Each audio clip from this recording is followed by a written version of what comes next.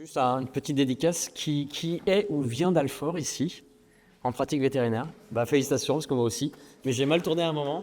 Et à un moment, je suis parti en élevage dit industriel. Quand je suis sorti en 2000 de l'école, on parlait d'élevage industriel. Aujourd'hui, on parle d'élevage rationnel. Et à l'époque, j'étais un peu un extraterrestre à Alfort. Et je vous parlais du chemin que... Voilà. Du chemin qu'on a parcouru dans la structure dans laquelle j'exerce depuis 2000, depuis ma sortie de l'école, la signature électronique dans notre quotidien. Et c'est vraiment devenu aujourd'hui un essentiel. Pour en revenir, parce que c'est quand même un focus qui est très important, l'ordonnance, dans notre pratique, ça a été le premier élément universel qui représente une valeur légale de notre conseil, de par notre prescription, qui engage clairement notre responsabilité, c'est-à-dire que tout ce qui va être marqué sur l'ordonnance peut nous être retourné, et qui était aussi le premier élément officiel de communication de notre conseil vétérinaire vis-à-vis du client ou du patient. Et ce qui est rigolo, c'est que moi, quand je suis né en 75, dans notre structure vétérinaire, j'ai un de mes associés qui est en cours de départ à la retraite et qui a commencé à exercer en 75 et qui nous racontait souvent, moi, quand j'ai commencé, on avait des fûts de matières premières, il n'y avait pas d'ordonnance obligatoire, etc. Et qui a vécu un petit peu tout ce cursus réglementaire qui est arrivé. Je l'ai mis un petit peu à droite, en bleu, tout cet historique de toutes ces lois aujourd'hui qui régissent la rédaction d'une ordonnance. Et dans le cadre de l'élevage, bien sûr sur les animaux de compagnie, mais dans le cadre de l'élevage, c'est très important parce que notamment il y a des mentions légales très importantes qui sont les délais d'abattage, les délais de retrait pour avoir la commercialisation des denrées alimentaires. Et c'est l'ordonnance qui fige l'engagement du vétérinaire sur ces délais de retrait. Dans une structure comme la nôtre, aujourd'hui, moi je travaille dans un cabinet vétérinaire qui est un peu spécial. On a 11 sites d'exercice professionnel. On dit même une structure vétérinaire parce qu'on n'est pas ordinalement un cabinet vétérinaire, parce qu'on ne reçoit pas des clients, des patients en consultation dans notre structure. Donc on est sur notre structure de vétérinaire. Près de 60 vétérinaires qui interviennent de production animale sur 11 sites. Je vous mets un peu la répartition géographique. Et donc le nomadisme, c'est notre quotidien. Donc avoir un veto bloquer une journée dans un cabinet, pour nous, c'est une vraie gageure parce qu'on est tout le temps chez nos éleveurs. Et on travaille sur des filières qui sont très spécifiques et très diverses, que ce soit en volaille, que ce soit en porc, que ce soit en bovin, en veau de boucherie, en lapin, etc. Et donc se pose pour nous aussi la problématique de la communauté d'exercice. C'est-à-dire que je pourrais très bien avoir un vétérinaire qui est spécialiste du lapin, qui est de permanence sur le site pour assurer la délivrance des médicaments vétérinaires. Sauf que c'est un vétérinaire bovin ou un vétérinaire porc ou un vétérinaire volaille qui fait cette prescription. Et donc on engage la responsabilité du vétérinaire qui va délivrer le médicament. L'histoire a commencé pour la signature électronique dans nos filières en 2009 avec l'aliment médicamenteux. Une plainte est déposée au niveau de l'ordre. Donc là, je vous ai mis à droite une copie du jugement de cette plainte et qui résulte que la prescription ne résulte pas d'un contact direct entre l'éleveur et le docteur vétérinaire parce que oui, à l'époque, les usines d'aliments envoyaient directement leur bon de commande au vétérinaire en disant l'éleveur m'a appelé, vous mettez de l'oxytétracycline dans l'aliment, je t'envoie mon bon de commande et tu fais ton ordonnance avec ça. Et donc, le contact direct avec le vétérinaire à l'époque, c'était le bon de commande de l'usine d'aliments. Sauf que la législation fait que, non, le vétérinaire, ça résulte d'un contact avec un éleveur. Lors de la délivrance, il n'y avait pas d'original qui était remis à l'éleveur, parce que l'ordonnance, on l'envoyait par fax à l'usine d'aliments, parce que on n'allait pas transporter la fax, alors que la loi nous oblige à faire notre ordonnance en 3 exemplaires, une pour l'éleveur ou une pour l'usine, qu'elle va garder pour elle dans sa traçabilité de pharmacie de délivrance, et puis une que l'usine va mettre avec le camion et qu'elle va transmettre à l'éleveur au moment de la livraison. L'identification en plus des cochons n'était pas bien mentionnée. Et puis en plus, le vétérinaire avait fait comme nous tous à l'époque, avait mentionné le bon de commande, le nom de l'usine d'aliments, etc. Alors que la législation fait que le vétérinaire doit remettre à l'éleveur une ordonnance qui lui permet d'aller choisir où il veut sa prescription, ce qui ne se passe pas vraiment dans le métier. En 2011, le président du SNVECO, donc qui est un syndicat national des vétérinaires conseils, relance l'ordre des vétérinaires en disant depuis cette plainte, qu'en est-il? Qu'est-ce qu'on doit faire? Et donc la machine est lancée en 2011. La machine est lancée en 2011 et la DGL et l'administration valident le fait que, en effet, le fax n'est pas reconnu, que, en effet, les structures vétérinaires doivent remettre ces 3 exemplaires, qu'en effet, il y a des mentions à ne pas mettre et des mentions obligatoires sur l'ordonnance, et valide le principe que cette ordonnance peut être signée électroniquement. À partir de là, on lance le système. Pour notre structure, il existait des solutions spécialisées sur la signature électronique, VetOrdo par exemple aussi, qui existaient. Et nous, on a fait le choix de le gérer en interne parce que on avait déjà changé de ERP. Alors pour ceux qui ne savent pas, le ERP, c'est le logiciel métier. On l'avait changé en 2009 parce qu'il était paramétrable. On pouvait le faire comme on voulait et l'adapter à notre système parce que les logiciels métiers à l'époque étaient très canins et donc forcément pour nous, pas du tout adaptés. Et de se dire, on a déjà notre base client avec toutes les informations. Le système nous édite déjà des ordonnances pour nos prescriptions, pour nos propres délivrances de médicaments. On ne va pas reprendre un autre outil. Et donc, on a décidé de garder notre outil qui allait préparer l'ordonnance. Et on a pris contact avec une société qui s'appelait Dealforce à l'époque, qui était spécialisée sur la signature électronique et qui proposait une signature électronique avec un niveau de sécurité de type RGS2, c'est-à-dire que deuxième niveau de sécurité pour attester le certificat. Donc on s'adossait sur des certificats de type SchommerSign. On fournit nos pièces d'identité à l'organisme qui va se donner le certificat électronique. Et donc on a 2 niveaux de sécurité, c'est-à-dire que premier niveau, notre identité est bien garantie par notre pièce d'identité. Et deuxième niveau, il y a un code, un mot de passe, qui fait que seul le vétérinaire est détenteur de ce mot de passe et avec ces 2 niveaux, on considère que c'est bien tel vétérinaire à tel moment. Et les discussions qu'on avait avec l'administration aussi, ce qui était très important dans le mécanisme de signature électronique, c'est qu'on devait aussi pouvoir justifier du chemin de preuve, c'est-à-dire quelles sont les étapes que ce document a suivies pour pouvoir être signé, et surtout le stockage, l'archivage, parce qu'on a une réglementation sur l'archivage de nos ordonnances. Et à l'époque, cette société s'adossait à la Caisse des dépôts et consignations. Et donc le PDF signé électroniquement était transmis là-dessus et était hébergé. Et nous, on le transmettait à l'usine, à l'éleveur, etc. Bon. Et pour une structure comme la nôtre aussi, à un moment, on s'est dit, c'est bien sympa, mais dès 2017, on aimerait bien aussi pouvoir signer électroniquement nos propres délivrances des médicaments vétérinaires que nos structures délivrent pour nos éleveurs. Pourquoi ?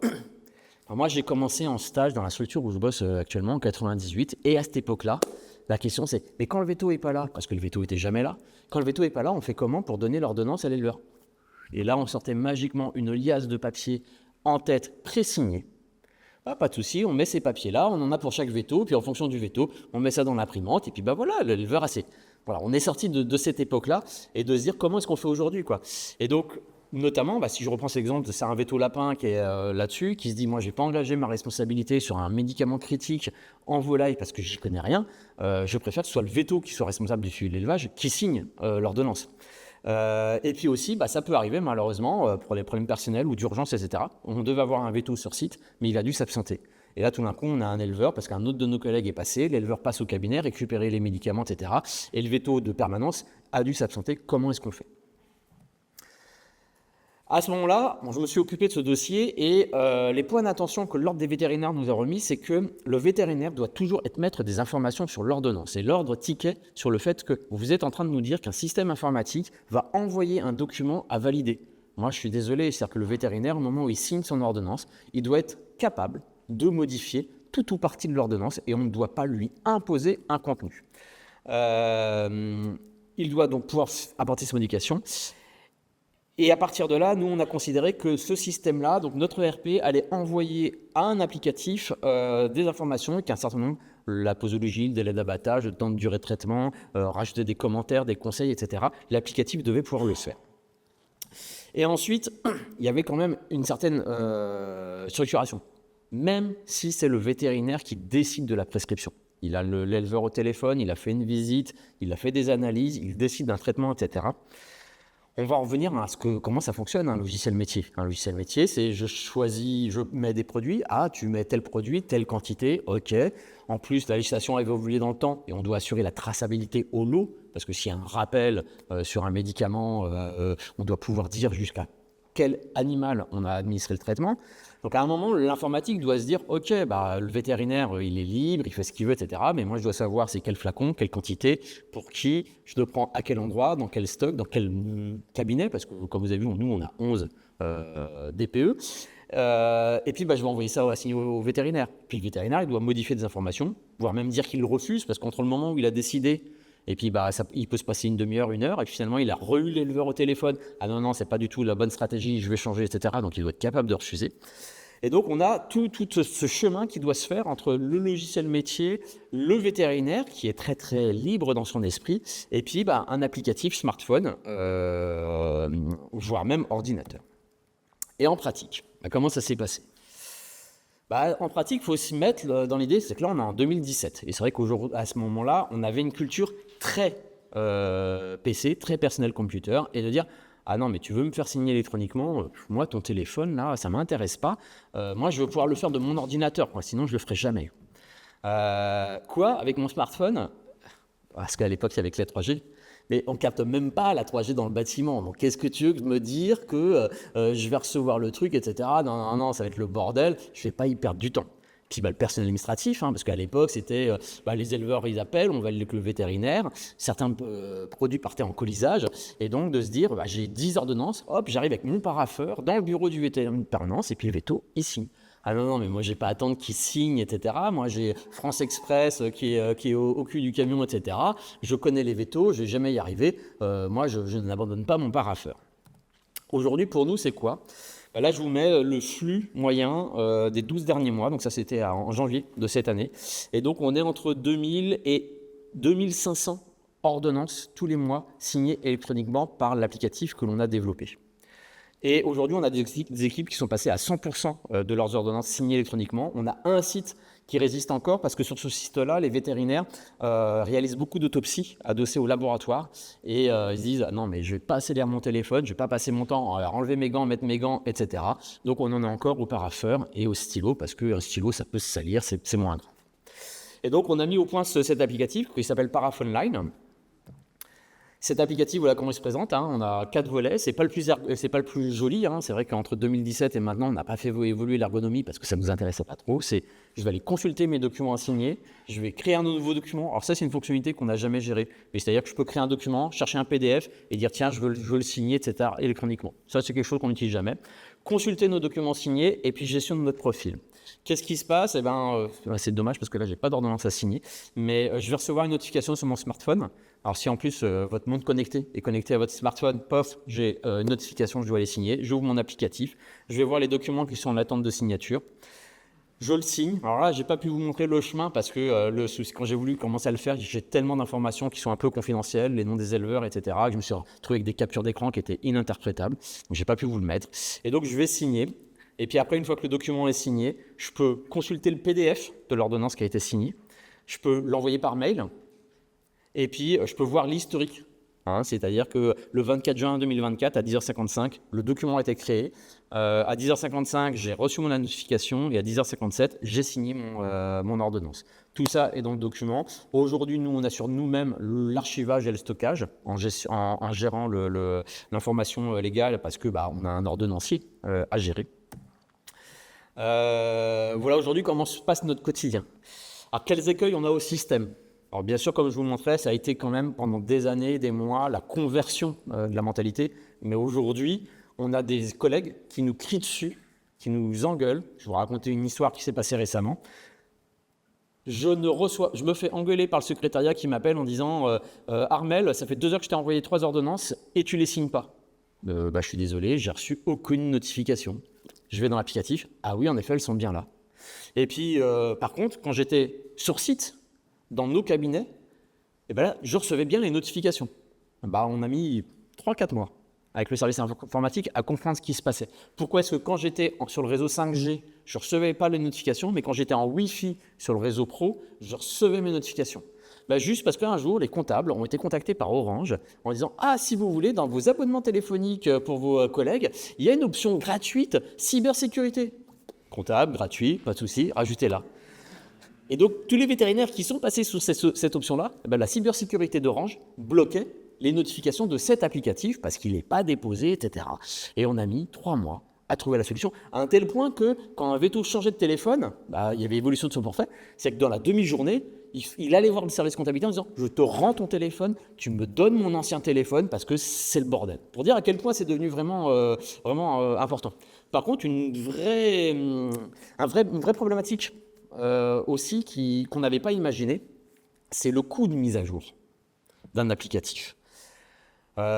J'ai vérifié tout à l'heure, quand on a lancé l'applicatif, on était pour ceux qui étaient sous iPhone, sous iOS, on était sous la version de iOS 11. Aujourd'hui, on va avoir iOS 18 qui sort. Mais sauf que des mises à jour, on en a quasiment toutes les semaines, qui deviennent même aujourd'hui invisibles parce que nos téléphones se mettent à jour, etc. Sauf qu'il faut que les informaticiens, la boîte qui gère l'applicatif, fasse des correctifs systématiques pour les mises à jour. Et si ce n'est pas fait, nous on s'est fait déjà 3 fois blacklisté de l'Apple Store, retirer l'applicatif, parce qu'on n'avait pas passé des mises à jour obligatoires dans le système iOS. Et vraiment, Apple est le plus compliqué. Sous Android, c'est beaucoup plus permissif. On peut attendre 1 an et demi, 2 ans avant d'appliquer des patchs. Mais alors iOS, c'est quasiment à chaque mise à jour. Donc c'est des coûts. Et forcément, au début, nous, le système, on l'avait paramétré en interne. Il nous appartenait. On le gérait nous-mêmes. La personne qui le gérait est partie de la société, donc on a pris contact avec une boîte qui nous avait développé d'autres applicatifs et qui a repris en main le logiciel pour le gérer, etc. Mais c'est des coûts à prendre en compte dans une entreprise. Donc voilà un petit peu, pour nous, c'est vraiment quelque chose qui est devenu très important parce que pour beaucoup de nos clients qui travaillent dans l'agroalimentaire, aujourd'hui, leurs clients à eux, c'est des gens comme KFC, McDo notamment. Et aujourd'hui, ils veulent avoir quasiment une télétransmission de nos ordonnances en live parce qu'ils doivent pouvoir justifier à des gens comme Carrefour, McDo, etc. qu'il n'y a pas eu d'antibiotiques utilisés sur les lots de volailles qui sont passés à l'abattoir, ou certains l'ont été faits, ou certains sont blacklistés parce qu'aujourd'hui on a des gens comme KFC par exemple qui vont beaucoup plus loin que la législation et vont nous interdire des molécules d'antibiotiques que la loi ne nous interdit pas. Par exemple les antibiotiques critiques, on a une réglementation pour pouvoir les utiliser. La colistine n'a pas été classée comme antibiotique critique en France. Aujourd'hui, chez KFC, la colistine est interdite d'utilisation sur des volailles qui vont être utilisées par KFC pour faire leurs nuggets et Et donc, nous, on doit pouvoir envoyer ça aux producteurs, aux abattoirs, etc. en live pour qu'eux puissent justifier et garantir à leurs clients à eux que c'est fait. Et donc, on ne peut plus se permettre, nous, d'être sur une ordonnance manuelle, etc., scannée, compagnie, sur ce type de solution. Donc voilà comment, pour nous, la digitalisation de nos ordonnances a été stratégique et utilisée au quotidien et comment nos collaborateurs, in fine, ne peuvent plus s'en passer. Merci.